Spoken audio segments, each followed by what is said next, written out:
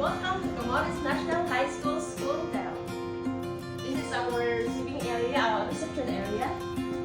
And we also have here our receiving area. Okay, so the very nice Camotes National High School School Hotel. And this is Miss Lindell, the teacher in charge, our housekeeping teacher of Camotes National High School. Okay, welcome. And this is our pantry. This is where we will store our school equipment and utensils. And we have also two rooms here. We have deluxe room. Welcome to our deluxe room. We have two beds, twin bed and a double bed.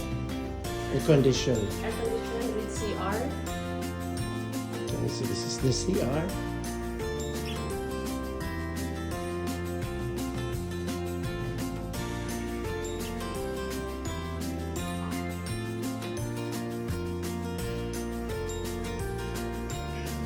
And we also have a suite room.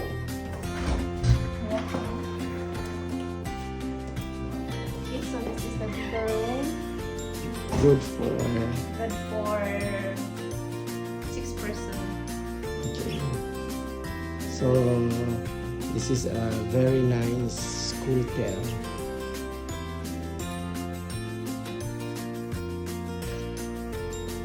So this is Camotes National High School School Hotel in Poblacion. Yes. In Poblacion. So I give you this one so that you can also make your own plan for your own school hotel for those TVL schools in the Peninsula Province.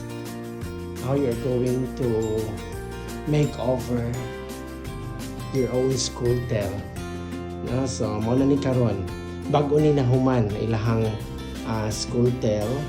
So, nindot maka-accommodate na gyud og mga bisita o ang atong mga bata can experience what's really a simul it's a demo room for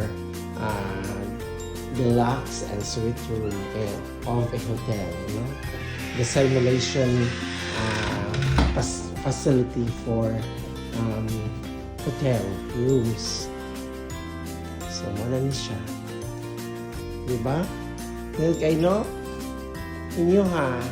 So, mo ni ang ilahang agi sa ilahang MOOE. Kanitanan, ma'am, MOOE ni.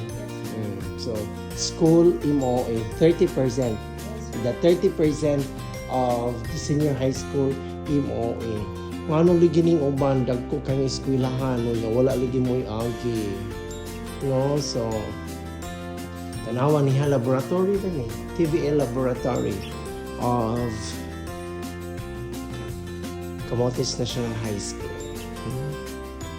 So, see? Mga bago jud tanan. Bago ning nahuman. Pag-ari na ako ang mga 6 months ago no. Nagsige pa ni og kuan construct. Sige pa ni og pintal, ongoing ang plano. So karon inaani na siya. Okay, thank you so much. Thank you. Ma'am. So tanaw atong paaniyag.